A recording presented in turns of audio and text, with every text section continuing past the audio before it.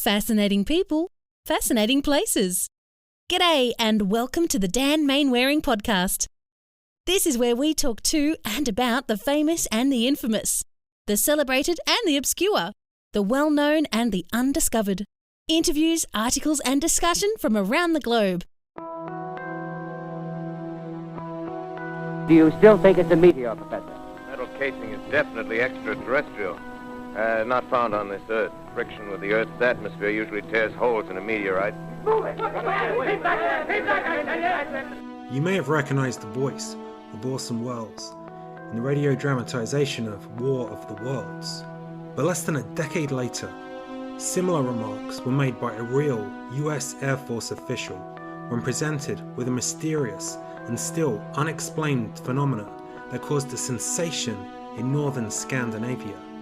The official report, which was buried under a veil of secrecy for 40 years, stated, "These phenomena are obviously the result of a high technical skill which cannot be credited to any presently known culture on Earth." It concluded their origin was possibly outside the Earth. In this episode, I delve deeper into the world of UFOs beyond Hollywood and its flying saucers.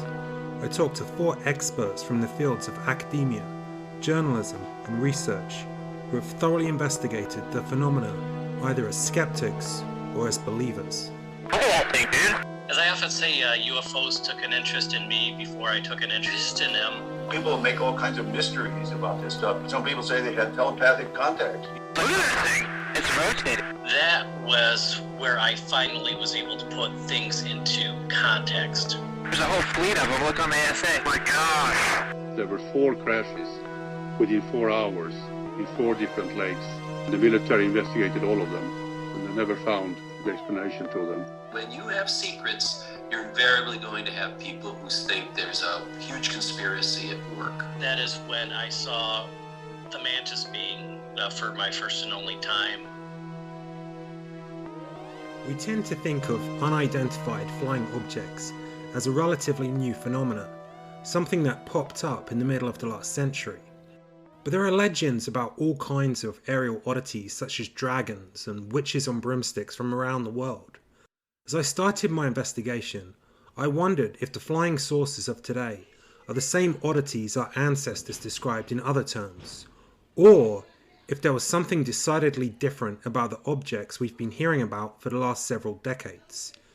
It was the question I put to Greg Eghigian, a professor of history. He has researched a variety of historical topics related to science, technology, and even psychiatry. More recently, though, he's developed an interest in the history of the UFO phenomena. You have to say that it's hard not to see this stuff as connected to the long history of people seeing odd, anomalous things in the heaven or in celestial objects and things like that. And certainly we know that, even back in the 19th century, people were claiming to see flying contraptions of various kinds. So there's no question there was already that kind of cultural fixation on these strange things in the skies. But this was new. This is something new that takes place. And really, to my mind, what makes it new were really 2 things. One was, within a very short period of time, the fixation on aliens as being behind it. That was pretty much new. And combined with that fixation on the extraterrestrial question was the rise of various individuals and groups who really said amongst themselves, I'm fascinated with this, and I want to talk about it with other people, and I want to investigate this stuff. This kind of sociological moment and event, that to me makes this very, very different. If you're looking for a one-stop shop to study evidence about this boon and speculation about otherworldly visitors, you may be inclined to head to Roswell, or one of the various stores of oddities on the roads towards Area 51. It may surprise you then to hear of a repository containing over a mile's length of shelves holding photographs, eyewitness reports, and publications headquartered in the Swedish city of Norrköping. The archive contains reports from throughout Scandinavia, but also from Britain, the United States, Russia, and even Zimbabwe. As I began work on this podcast, the archive was awaiting the arrival of a huge consignment of files from Canada. Klaas Vaan, a professional journalist, is the vice chairman of this huge resource, the Archives of the Unexplained. In his day job, he is used to following leads, asking tough questions, and producing accurate stories. In talking to him, it's obvious that he applies the same standards to his UFO research. I have spent hundreds and hundreds of hours reading the documents, meeting the witnesses, and interviewing the military, who did try to find an answer at that time. Because the military thought it was the Russians. It's always the first thing we Swedes think when something happens. And sometimes we are right, but not always. With its close proximity to Russia, it's unsurprising that the Swedish government looked to that nation for answers when strange objects appeared in the sky during the early days of the Cold War. After all, the Soviets, like the Americans, had recruited hundreds of German rocket scientists at the end of World War II. They were actively developing rocket technology, and the involvement of the Swedish military helped to bring a level of credibility into these early investigations of aerial phenomena. I investigated one case in August 1946 where a pilot were out on a training mission. It was west of Stockholm. It was very bad weather. It was a storm cloud with lightning. He had to adjust his plans, and he took another path. But when he came maybe half an hour north of a town called Västerås, it was very clear, nice weather, and he met this huge, long, cigar-shaped object with no wings, no cockpit, no tail, just a cigar. And he and his co-pilot, his navigator, they decided to try to fly a little nearer to see what it was. But they were outflown by this, and this strange cigar flew straight into the storm cloud without hesitating. But he avoided it because it was too dangerous. And that case was very, very thoroughly investigated by the military. They took him to Stockholm. They made an interview with him. They sent up aircraft, and they tried to show him how different aircraft could be seen in distances. But they never managed to find a mundane explanation to this. And this is just one of hundreds of interesting observations during 1946. And the most strange thing about the ghost rockets is probably that they were crashing into lakes. Many, many of them. I have met maybe 15 witnesses seeing those rockets going down in broad daylight in front of them with a huge splash and a water column. And nothing has been found. The military have been searching those lakes. All they could see was some sort of indentation and the rocks thrown up on the shore and water lilies cut off. So there were tangible physical evidence that something had happened. But they never find out what those ghost rockets really came from or how they could fly. I mean, there were rockets, there were no wings, they were flying horizontally, and they should have been falling down. And they did, of course, in lakes, but never on land. So the military actually explored the area, and they didn't find any physical evidence of... They found physical evidence of the crash, but no physical evidence of what caused it, like metal or meteorite, debris, anything like that. Is that correct? No, that's correct. They only found indentations and loads of witnesses. Mm-hmm. And at one time in July 19th, 1946, there were 4 crashes within 4 hours in 4 different lakes in Sweden. The military investigated all of them, and they never found the explanation to them. I met many of the witnesses of those 4 crashes, and they still remember what happened. Today, of course, many of them are gone. And I did most of my field research into this in the 1980s. And we didn't have time to meet everyone we wanted before it was too late. So many people we would have loved to interview, which we didn't make it. And so it's interesting you say the military were investigating this. Was their primary concern national security, thinking maybe this is some kind of Russian secret weapon? Or were they investigating just for kind of curiosity's sake, just to see what this is that's going on? No, they thought it was the Russians. And that was the main line of inquiry. And of course, this spread to the US and to the UK. You can find documents, of course, in American archives, which we have seen, that even the president was informed about the ghost rockets. And in Great Britain, a special task force were waiting to fly to Sweden with special radar equipment to help out, to try to identify those rockets. But the Swedish Prime Minister never allowed them to come here. So, but it didn't stop with this. I mean, the ghost rocket wave, it continued in a smaller way. You can still, during the 2000s, we can still get reports of ghost rockets, often connected to water. And so essentially what people are seeing is something that kind of looks like a rocket, but it's flying around horizontally and then for some reason just plummets into a lake and almost like disappears. Yeah, exactly. Yeah. And I mean, it's very, very strange. I mean, I've been into this business since 1974, and to me, the ghost rocket enigma is the biggest UFO enigma I can think of, really, because so many witnesses, daytime, in many people at the same time on several occasions. You can hear the sound from the rocket. You can see the sun shining on the hull. They can hear the impact. They could see the debris.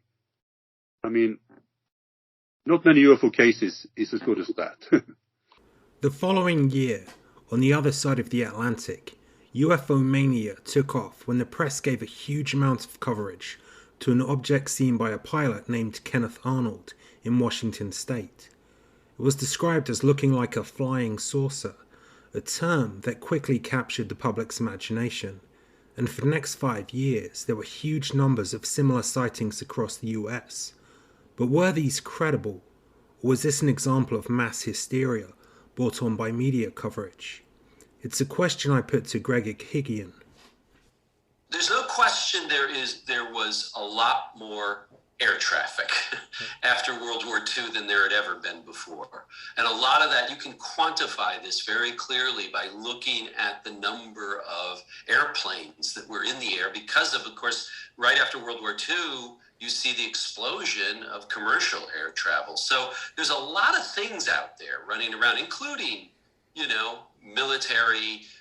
military planes and things like that maybe the government doesn't want to talk about. So there's no question more is going out there.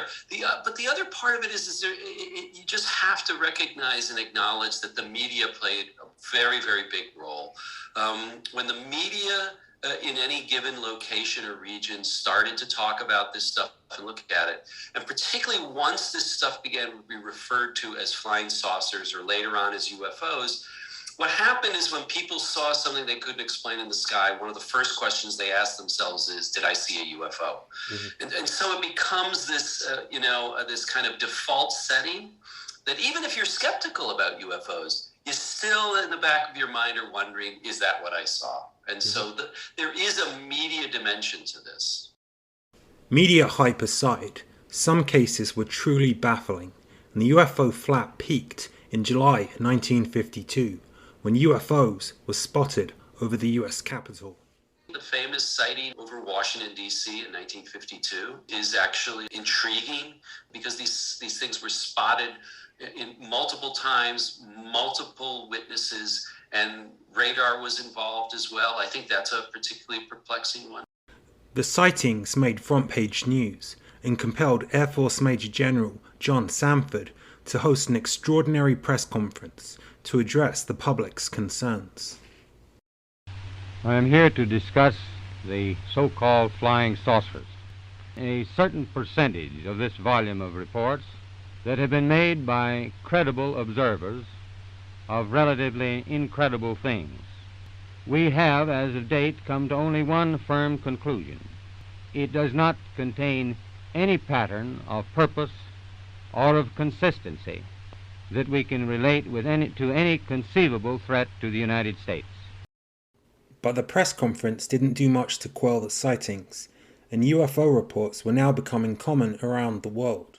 We know that really by, I would say, within 4 to 5 years after those first sightings in the United States in the summer of 1947, you've got reports coming from just about everywhere in Western Europe, Great Britain, in all of North and South America, everywhere from Canada to Chile, you're hearing reports. Reports are coming out of Australia and New Zealand, and there are reports in places like the Soviet Union as well, and other parts of Eastern Europe.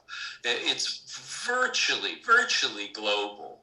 We have to remember, however, that all of that is usually contingent on the fact that you need to have either reports of these stuff appearing in newspapers, or you had to have people who were interested in UFOs who were tracking things and saying, hey, that's a UFO sighting. Mm-hmm. So some of this is contingent upon, who, if anybody, is reporting this stuff. With reports of flying saucers skyrocketing, it was almost inevitable that reports, whether real or imagined, of close encounters with the inhabitants of these crafts would soon emerge. And in 1961, a couple named Barney and Betty Hill from New Hampshire made international headlines when they claimed to have been abducted by aliens. But this wasn't the first instance of a close encounter. Another well-researched case had occurred in Sweden some 15 years earlier, at the height of the ghost rocket sightings. There was a sole witness, a man named Gösta Karlsson. He claimed that a disc-like craft landed in a forest. The seemingly alien operators provided him with medicinal remedies, which he then used to launch his own pharmaceutical company. It was a mysterious case investigated by journalist Claes Svahn. I wrote a very, very thick book about it, Karlsson. Suddenly saw some strange lights inside the wood. But when he approached it, he saw it was some sort of flying, a discus-shaped object. Inside these entities were moving around, looking very much like you and me. He approached this craft. Some sort of sentinel appeared and he stopped. This sentinel put up his hand, but you can see that they were working on this craft. They were trying to repair something that seemed to have been damaged outside the craft. And at one point, a woman is coming out dressed in some white overall, and she throws out a couple of things. And to make a long story short, after this craft has lifted again, which it do, it flies away, as Gösta tells it. The next morning, he finds stuff lying in the grass. It's a rod with some sort of inscription and a ring made of gold and some mugs with liquid into them. Karlsson's story made me think of another remarkably similar report from New Mexico in 1964. As with the Karlsson case, it had a sole witness, this time a police officer named Lonnie Zamora. He also saw a metallic craft on the ground, humanoid figures dressed in white, and as with the Swedish case, the craft suddenly took off, leaving marks on the ground, and disappeared. I talked about the New Mexico case with renowned author and UFO skeptic Robert Schaefer. Now, there have been several different proposals on this thing. Some people, of course, say it's aliens. Some people say it was a hoax perpetrated on the officer by the students, because this was right at the edge of the, was it New Mexico Tech in Socorro, the Technical Institute in New Mexico is right adjacent to this spot where this happened. And some of the people from the school have said, yeah, it was a student prank or student hoax. Well, if so, I don't know how it was done, because, you know, it would have required a whole lot of resources and be pretty clever. I know the students are clever, but I don't know that they had resources to make that sort of thing happen. Or it could have been, according to some suggestions, just in those days, now this is 1964, the propane balloons that are so common now were basically just an experimental device at this time. I mean, you had hot air balloons, but you didn't have, you know, propane tanks with, you know, self-contained, you know, fuel for hot air balloons. And the suggestion was that this was somebody had one of these balloons and landed there and got out, and he said, you know, Zamora said he saw from a distance, he saw people, you know, scampering about, and then they got back on, and then there was a whoosh and it went back up. And that's a possibility, although it would have to go up pretty fast if nobody else were to see it. So, you know, it's hard to say. And, you know, I don't see anything that says it's aliens. It's also possible, it's been suggested, maybe he basically made the thing up. It was the small little marks on the ground. Well, anybody could have made those with a shovel. You know, so I mean, maybe some sort of hoax was involved, but it's hard to say exactly what happened. Defying stereotypes of closed-minded skeptics, Schaefer, while not embracing aliens as the answer, admits he's not entirely satisfied with any of the explanations of the Zamora incident. Likewise, Klaas, the UFO researcher, adopts a surprisingly skeptical view of the Swedish incident, even with the supposed physical evidence left behind by the aliens of a staff and a ring. In the 1980s, I started to investigate. No one had really interviewed Gösta Karlsson and tried to find an answer. And he built this monument, which is still standing in this clearing outside Ängelholm, looking exactly like the saucer-shaped object he did see. I am skeptical about quite a few parts of his story.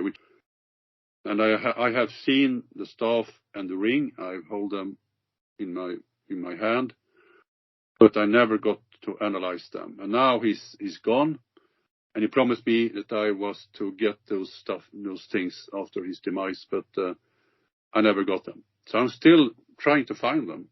I mean, even just a couple of days ago, I emailed with a man who says that he may know where they are. So when I find them and I make the final analysis of them, then I would say for sure what I think about the case. But there are so many things that I am skeptical about.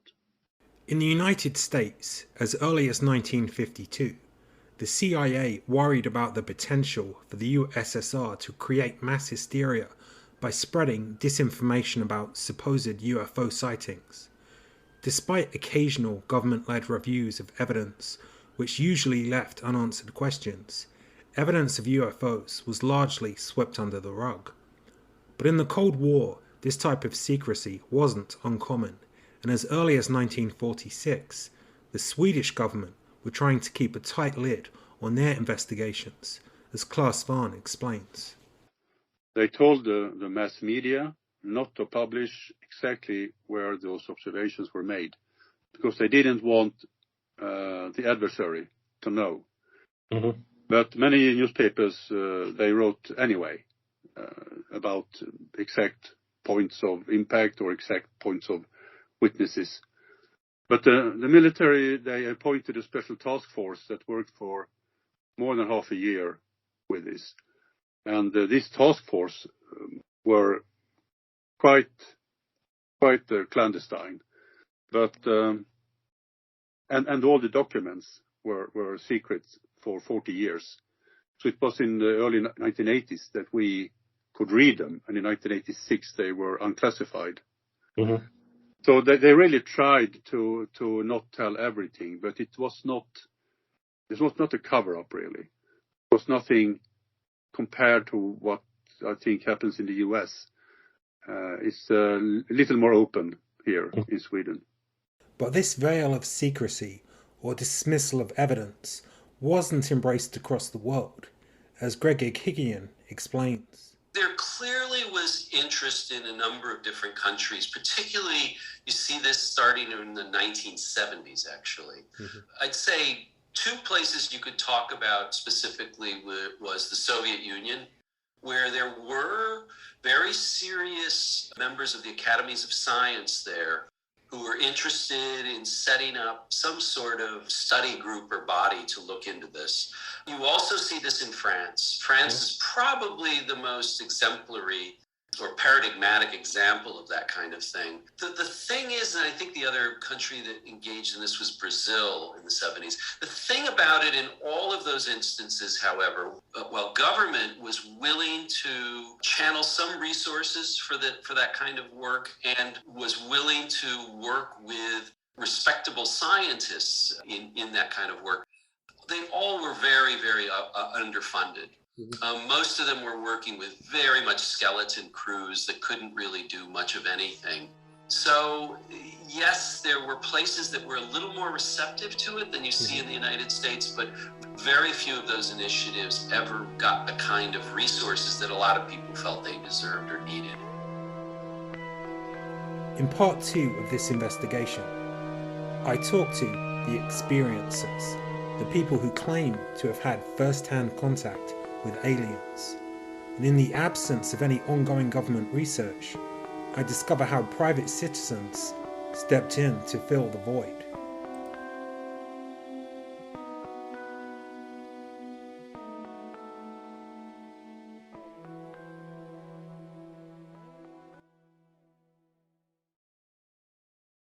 Well, stone the flaming crows. It's time for Dan to do the Harry. Watch out for the next podcast and follow all Dan's activities at www.danielmainwaring.com.